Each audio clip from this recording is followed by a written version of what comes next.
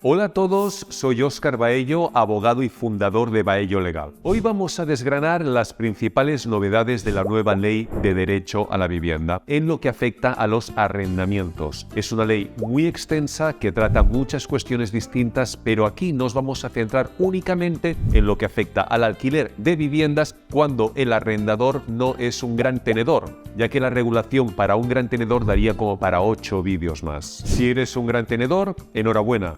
Pero lo siento, porque estás jodido. ¿Pero qué es un gran tenedor? Esta ley hace la definición de gran tenedor como la persona física o jurídica que tenga 5 o más viviendas cuando éstas se encuentren en mercados tensionados. La ley no aclara si esas 5 viviendas deben estar en el mismo municipio o pueden estar en distintos municipios tensionados. ¿Y qué es un municipio tensionado? La nueva ley establece que las comunidades autónomas van a declarar determinadas áreas como zonas de mercado residencial tensionado. Fuera de Cataluña no sabemos todavía qué municipios se van a incluir en esa categoría, pero sí que lo sabemos dentro de Cataluña porque fue publicado en una ley de 2020 y se declaran oficialmente como zonas de mercado tensionado los siguientes municipios.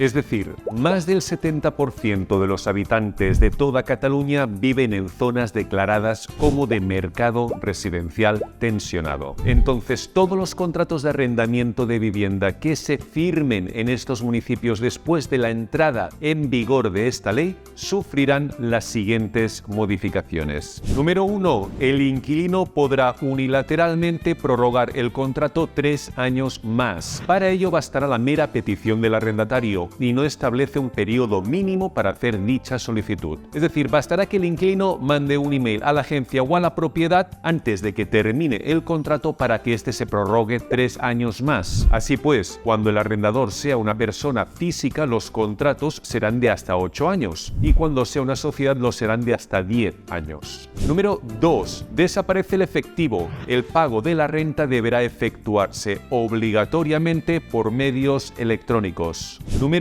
3. La renta será como máximo la del anterior contrato más las actualizaciones que procedan. Si no se ha alquilado esa vivienda en los 5 años anteriores, entonces será la administración autonómica la que te dirá el precio máximo al que puedes alquilar esa vivienda. Número 4. Solo se podrá aumentar la renta en un 10% como máximo si se cumple una de las siguientes 4 condiciones. La primera es que se haya hecho una rehabilitación cuyo coste sea superior al 25% del precio de mercado de la vivienda que se alquila. Es decir, si por ejemplo alguien tiene una vivienda cuyo precio de mercado es de 200.000 euros y por el que está cobrando 1.000 euros al mes de alquiler, deberá gastarse al menos 50.000 euros en hacer una rehabilitación de la vivienda para poder aumentar la renta en 100 euros al mes. La segunda condición es que en los 2 años anteriores a la celebración del contrato se hayan efectuado mejoras en la vivienda que supongan un ahorro de como mínimo el 30% de energía no renovable. La tercera condición es que en los 2 años anteriores a la celebración del contrato se hayan hecho mejoras de accesibilidad. Y la cuarta condición es que se firme un contrato de 10 o más años. Solo si se cumple alguna de esas condiciones se va a poder aumentar la renta como máximo un 10%.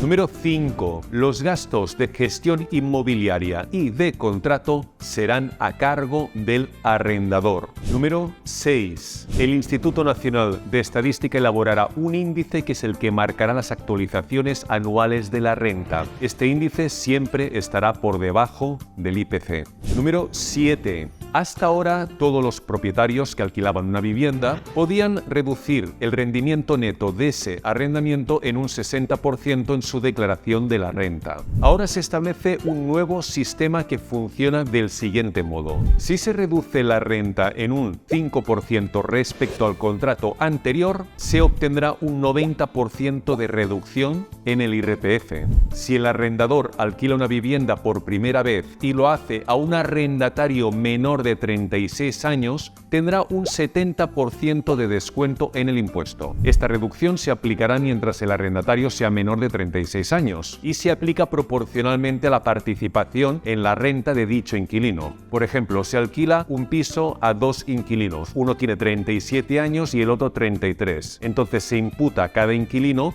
como que paga el 50% de la renta. Así que el arrendador se podrá descontar el 70% de los ingresos obtenidos por el 50% de la renta del inquilino de 33 años y solo durante el tiempo que falte hasta que cumpla 36 años. Cuando el propietario haya hecho una rehabilitación cuyo coste sea superior al 25% del precio de mercado de la vivienda, se podrá descontar el 60% de los rendimientos de ese alquiler en la cuota del IRPF. El resto de propietarios que no cumplan con ninguna de las condiciones anteriores se podrán descontar un 50% en la tributación de los rendimientos netos que generen este arrendamiento. Es importante destacar que todo esto se aplicará a los contratos que se firmen después de la entrada en vigor de esta nueva ley. Es decir, no se aplicará a los contratos que ya estén vigentes en el momento de la entrada en vigor.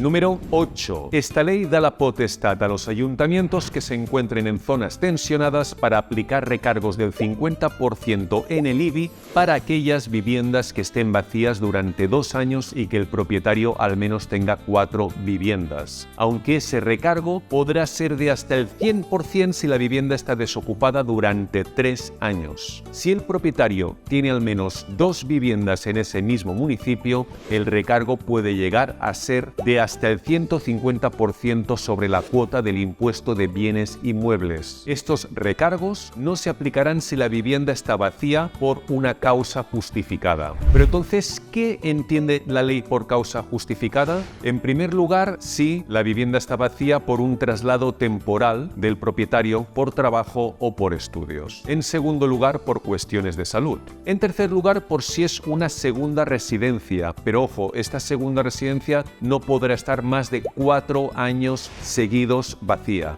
Otro motivo es si hay un litigio sobre la propiedad o la posesión de esa vivienda. También puede ser de que esa vivienda esté en venta, ahí solo se permitirá que esté vacía durante 1 año, o bien que esté en alquiler. Entonces ahí solo se permitirá que la vivienda esté vacía durante 6 meses antes de empezar a poner recargos sobre el IBI. Este ha sido un resumen de las modificaciones más importantes que supone esta nueva ley en el mercado del alquiler de viviendas. Si tienes más dudas, escríbela en los comentarios o mándame un email. Estaré encantado de responder todas vuestras preguntas. Un saludo y hasta pronto.